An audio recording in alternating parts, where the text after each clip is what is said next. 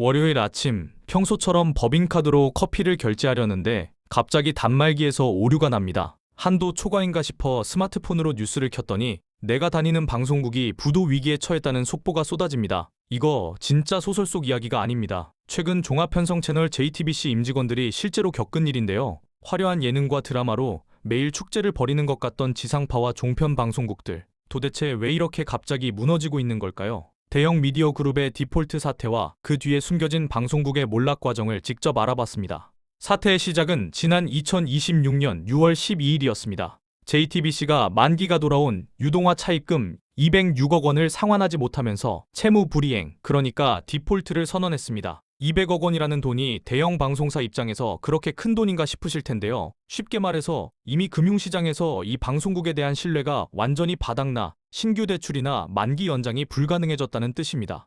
사태가 터지자마자 NIC 이신용평가 같은 신용평가사들은 JTBC의 신용등급을 채무 불이행 상태인 D등급으로 떨어뜨렸습니다. 은행들은 즉시 법인카드 한도를 막아버렸고 임직원들의 급여까지 법원의 허가 없이는 나가지 못하는 셧다운 상태가 됐습니다. 하지만 여기서 끝이 아닙니다. 단 이틀 만에 지주사인 중앙홀딩스를 비롯해 JTBC, 콘텐트리 중앙, 메가박스 중앙, 중앙 P&I까지 무려 5개 계열사가 동시에 법원에 기업회생 절차를 신청했습니다.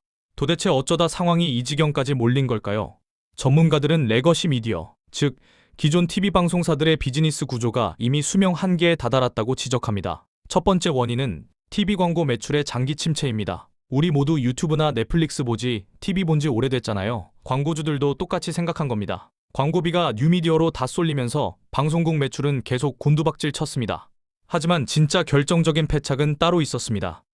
바로 콘텐츠 유통을 위해 자회사 SLL의 핵심 IP, 즉 콘텐츠의 유통 권리를 다 넘겨버린 겁니다. 원래 계획은 SLL을 주식시장에 상장시켜 투자금을 한 번에 회수하려던 거였는데요. 갑자기 금리가 치솟고 투자 시장이 얼어붙으면서 상장 계획이 완전히 무산됐습니다. JTBC 입장에서는 돈을 벌어다 주던 핵심 콘텐츠 수익권만 자회사에 넘겨준 채 엄청난 빚만 떠안게 된 셈이죠. 여기에 수천억 원 규모의 대형 스포츠 중계권 독점 투자가 결정타를 날렸습니다. JTBC는 2026년부터 2032년까지의 올림픽과 북중미 월드컵 독점 중계권을 확보하기 위해 무려 7천억 원 상당을 투자했습니다. 이 중계권을 지상파 방송 3사에 되팔아서 큰 돈을 남기려 했던 건데요. 경기 침체로 지상파들이 몸을 사리면서 협상이 완전히 깨졌습니다. 결국 월드컵 중계권을 1,900억 원이나 주고 샀지만 KBS 한 곳에만 겨우 140억 원에 재판매하는 데 그쳐 막대한 적자를 그대로 떠안았습니다. 여기서 한 가지 더 의문이 생깁니다. JTBC 하나가 흔들렸는데 왜 극장이며 유통이며 지주사까지 한꺼번에 회생 신청을 한 걸까요? 바로 계열사끼리 꼬리에 꼬리를 무는 지급보증 구조 때문입니다. 쉽게 말해서 한 계열사가 빚을 질 때 다른 계열사들이 얘가 못 갚으면 내가 대신 갚을게라고 상호보증을 서준 건데요. 이 빚을 메우기 위해 서로 자금을 돌려막다 보니 한 군데가 쓰러지자 도미노처럼 전체 그룹사가 다 같이 쓰러진 겁니다. 현재 중앙그룹 계열사들이 짊어진 합산 총차입금은 약 2조 8천억 원에 달합니다. 회생 대상에서 제외되고 워크아웃을 추진하던 중앙일보 역시 신용등급이 하락하면서 1,370억 원 규모의 회사채에 대해 조기 상환 요구를 받는 기한이익상실 EOD 상태에 빠졌습니다. 사실상 전방위적인 유동성 위기가 덮친 겁니다. 상암동 사옥과 일산 스튜디오 등 5,500억 원 규모의 부동산을 팔아보려고도 했지만 법원이 법정관리 신청을 받아들이면서 자산이 묶여 매각 계획마저 중단됐습니다. 상황이 이렇다 보니 엄한 개인 투자자들의 피해도 눈덩이처럼 불어나고 있습니다. 디폴트가 선언되기 불과 넉 달 전인 2026년 2월에도 JTBC 회사채가 개인 투자자들에게 대거 판매됐기 때문입니다. 이들이 보유한 채권만 최소 130억 원이 넘는데 원금 회수가 불투명해지자 불완전 판매라며 거세게 반발하는 중입니다.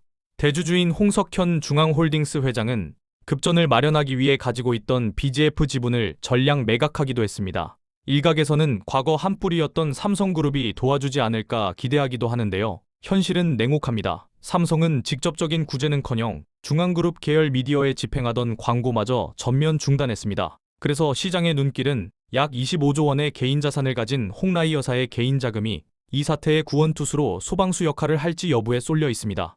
법원은 오는 6월 23일 대표자 신문을 진행하고 이후 자율구조 조정 지원 프로그램 ARS를 적용할지 여부를 결정하게 됩니다.